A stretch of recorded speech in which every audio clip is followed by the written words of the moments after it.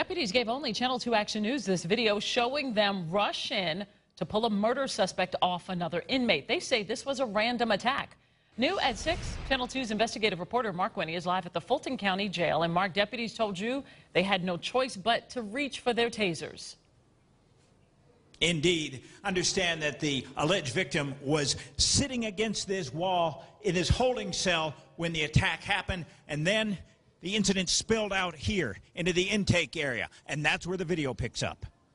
Fulton County Sheriff's Office jail intake sergeant says jail security video shows part of the incident that took place in a holding cell next to the fingerprint section after murder suspect Raylon Browning clenched the fingers on one hand into a fist and punched a fellow inmate 4 times in the face. I was standing in this area, and then he just randomly started to attack this gentleman. I just saw him swinging, welling on him. I gave him a couple of verbal commands to stop, and he's refused. Then I deployed my taser. You took action? Absolutely. So we're here to protect. Sergeant Robert Grady says he rushed across the room once the melee erupted, and detention officer Kenya Brooks' quick action may have saved the inmate Browning, allegedly punched, from further harm. You've seen thousands of inmates come through here as the intake sergeant, right? Yes. It's one of the more bizarre incidents? This was, because it was totally unprovoked.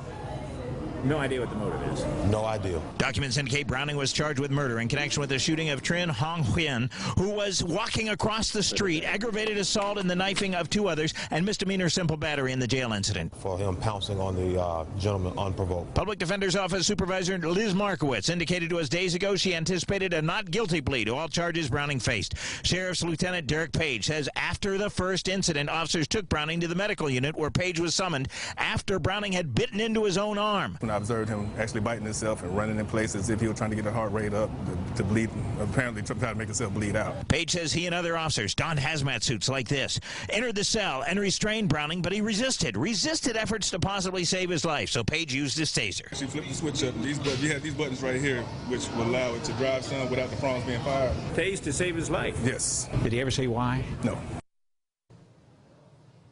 Now, Sergeant Grady indicates that after the incident in the holding cell, but before he went upstairs to medical, Browning was sitting in this area when he tried to kick another officer as he was trying to get to an inmate.